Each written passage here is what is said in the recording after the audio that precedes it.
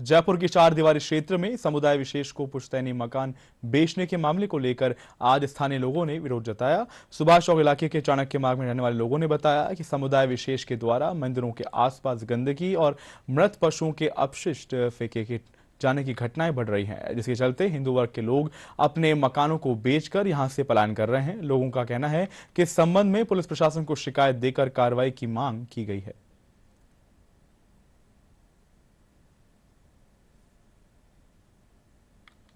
इस समय हम जयपुर के सुभाष चौक इलाके में खड़े हैं, जो परकोटा क्षेत्र में आता है। यहाँ स्थानीय लोगों का कहना है कि समुदाय विशेष के द्वारा जानबूझकर इस तरह के कार्य किए जा रहे हैं, जिससे मंदिरों के आसपास रहने वाले लोगों को परेशानियों का सामना करना पड़ रहा है। आप मेरे पीछे देख सकते हैं, यहाँ सैकड़ों की संख्या में लोग मौजूद हैं जो समुदाय विशेष द्वारा की जा रहे कार्यों का, अवैध कार्यों का विरोध कर रहे हैं। यहाँ पर हवा महल के विधायक बाल मुकुंद आचार्य हमारे साथ हैं, उनसे जानते हैं कि किस तरह की जो है उनके पास शिकायत आई है। पिछले दिनों ईद के आसपास फोन आ रहे थे। यहाँ पर रोड पे चौकों में पुराने जो प्राचीन चौक हैं, हवेलियाँ हैं, उनके बाहर पाड़े काटना, बकरे काटना, इस प्रकार की कोई हरकतें करना, ऐसी शिकायतें थी। इन लोगों की जो पीड़ा और शिकायत है वो ये है कि यहाँ पर तेज गति से मकान बेचे जा रहे हैं, बिकवाए जा रहे हैं और यहाँ पर माहौल डर का बनाया जा रहा है। शाम को, रात को मोटरसाइकिलों पे 2-2, 5-5 लोग शैतानी करते हुए, हल्ला करते हुए और कुछ अपशब्द बोलते हुए निकलते हैं। इस प्रकार का जो माहौल बना रहे हैं और जिन मकानों के कागज नहीं है, वो मकान जर्जर हवेलियां या पड़ी, उनके मकान मालिक का पता नहीं है, वो मकान भी बिक रहे हैं। तो ये रजिस्ट्रार साहब को भी मैंने निवेदन किया है कि इनकी जांच करें।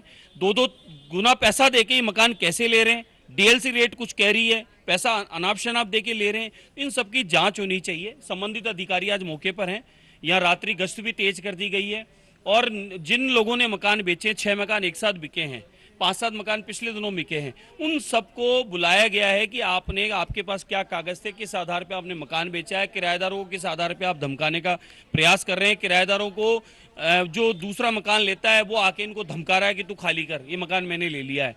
तो ये जो वातावरण दूषित करने का प्रयास कर रहे हैं वो कतई बर्दाश्त नहीं होगा। अन्य समाज के, समुदाय के लोग यहाँ पर रात्रिकालीन आते हैं, मोटरसाइकिल पे आते हैं, आओ-लड़ करते हैं और पड़ोसी दुकानदार से भी एक बार झगड़ा हुआ। रात को सिगरेट मांगी, उसने नहीं दिया तो उसको मारने लग गए। हम कुछ बोलते हैं तो हमारे से झगड़ा करने आते हैं। पिछले समय से यहाँ पर कई बार अरिष्ट चीज़ें डाल करके मंदिर के सामने हमारी जो भारतीय संस्कृति है, सनातन धर्म है, उसका अपमान करते हैं और बोलने के बाद में झगड़ा करते हैं। यहाँ पर जो भी हो रहा है, हिंदू जो पलायन कर रहे हैं बहुत गलत कर रहे हैं। मैं चाहती हूँ कि जो पुश्तैनी मकान होता है उसमें अपने देवताओं को वास होता है। मैं उनसे निवेदन यही करूँगी, हिंदुओं से अपना पुश्तैनी मकान नहीं बेचना चाहिए। हिंदू हैं जो कई मकान बेच के जा रहे हैं और मुसलमान लोग ले रहे हैं। इससे न जो आक्रोश है जनता के अंदर कि मंदिरों का क्या होगा। ये मंदिरों के बाहर है न जो हड्डियाँ पटक के जाते हैं बार में।